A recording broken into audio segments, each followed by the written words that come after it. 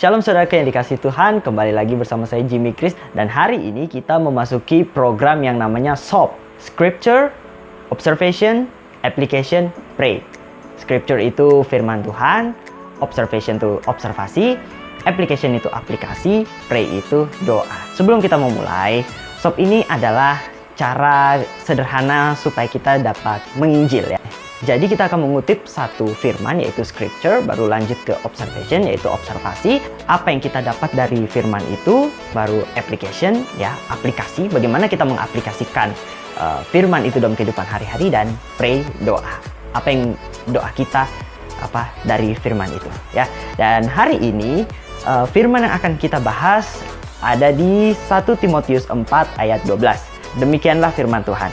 Jangan seorang pun menganggap engkau rendah karena engkau muda. Jadilah teladan bagi orang-orang percaya dalam perkataanmu, dalam tingkah lakumu, dalam kasihmu, dalam kesetiaanmu, dan dalam kesucianmu.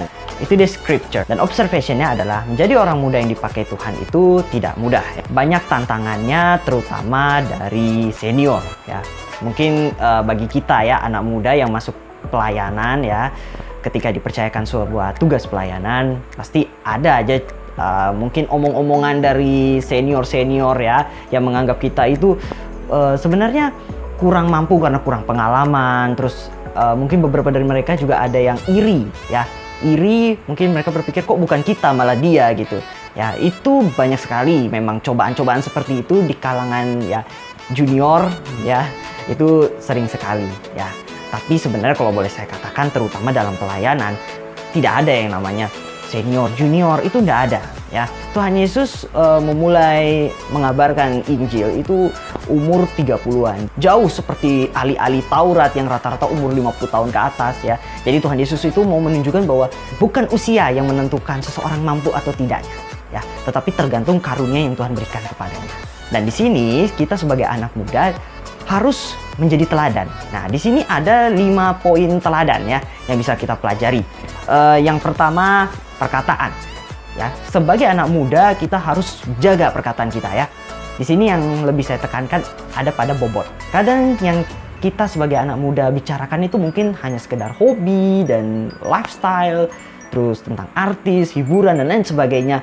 Itu tidak apa-apa. Tapi kalau keseringan kita ngobrol yang seperti itu ya, itu kita dianggap remeh ya.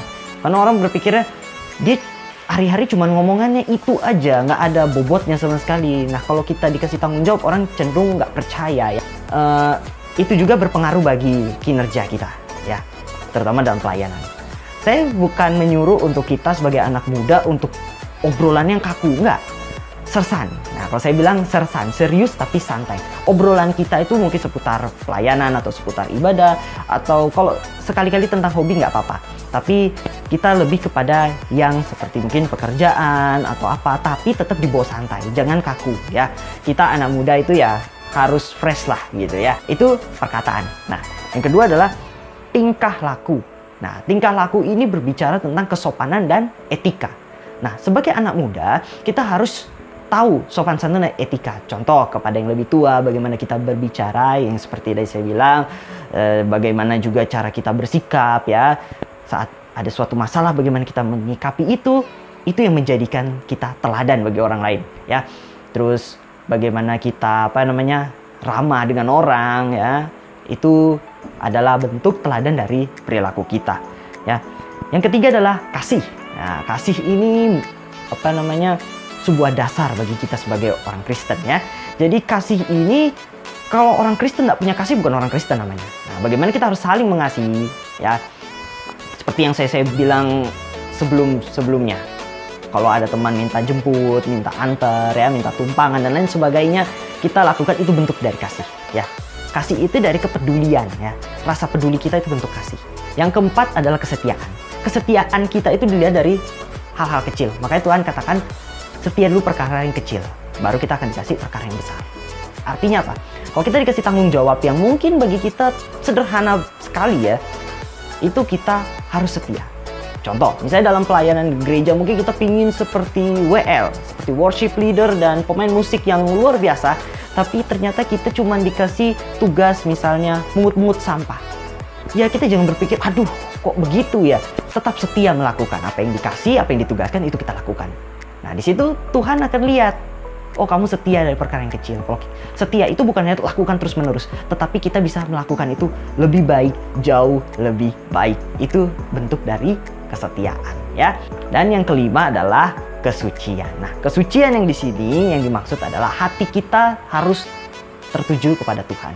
Kita sebagai anak muda Kristen harus hatinya tertuju pada Tuhan ya. Terutama dalam pelayanan ya. Kita harus hati kita tertuju kepada Tuhan. Dalam pelayanan atau dalam kehidupan rohani sehari-hari ya, kita lebih mengandalkan Tuhan, rajin beribadah, rajin berdoa, rajin baca Alkitab ya. Kalau bisa doa puasa atau saat teduh dan lain sebagainya, itu mendekatkan diri kepada Tuhan ya.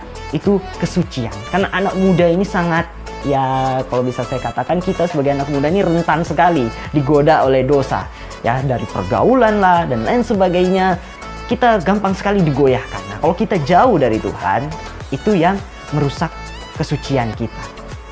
Karunia yang Tuhan beri tidak tergantung dari umur kita, tapi tergantung dari teladan kita ya. Tuhan melihat kita ya, melihat hati kita, karena di firman Tuhan katakan Tuhan menyelidiki hati, niat, dan segala cita-cita. Jadi ketika Tuhan melihat hati kita, Tuhan melihat apa yang kita lakukan ya, nah itu Tuhan akan memberi kita sebuah karunia itu. Dan karunia itu tidak tergantung oleh umur kita ya. Jadi kalau teman-teman ditawarin, ayo jadi worship leader bisa ya, atau mau nggak jadi pemain musik, atau mau nggak ini dan itu, waduh saya belum cukup umur, nggak ada seperti itu, nggak ada ya. Berikutnya adalah application. Nah, application ini bagaimana cara kita mengaplikasikan apa yang tadi telah kita dapat dari firman Tuhan itu. Firman Tuhan berkata, jangan seorang pun meremehkan kita hanya karena kita muda, tetapi kita pun harus menjadi teladan bagi mereka semua. Maka kita harus menjadi teladan bagi mereka semua. Melalui apa? Melalui perkataan, melalui tingkah laku, melalui kasih, melalui kesetiaan, dan melalui kesucian. Dengan begitu kita akan menjadi terang ya bagi semua orang sebagai anak muda, dan tentunya semua itu untuk kemuliaan nama Tuhan. Yang terakhir adalah pray ya, atau doa. Nah, doanya yang bisa kita ambil dari ayat firman tadi adalah, kiranya Tuhan selalu menjaga kemurnian kita sebagai anak muda, supaya kita bisa menjadi teladan ya bagi semua orang sebagaimana kita adalah terang. Amin. Haleluya. Nah, dan setelah kita membahas semuanya dari scripture, observation, application, sampai pray, ada pesan penting ya, yaitu dalam 1 Timotius 4 ayat 16, awasilah dirimu sendiri dan awasilah ajaranmu, bertekunlah dalam semuanya itu, karena dengan berbuat demikian engkau akan menyelamatkan dirimu dan semua orang yang mendengar engkau. Jadi setiap firman yang kita bagikan ke teman-teman kita, setiap nasihat ya yang kita beri kepada teman kita untuk membangun mereka, itu harus kita pertanggungjawabkan. Bagaimana pertanggungjawabkan itu? Sederhana sekali, dengan kita melakukan apa yang kita bicarakan ya. Jangan cuma bisa bicara tapi tidak bisa melakukan. Nah, itu yang harus kita hati-hati ya. Jadi ketika kita membagikan kebenaran firman Tuhan, baiklah kita bukan hanya jadi pengajar, tapi kita juga jadi pelaku firman ya. Itulah fungsi kita sebagai garam dan terang dunia. Demikianlah sob kita hari ini. Terima kasih, Tuhan Yesus memberkati.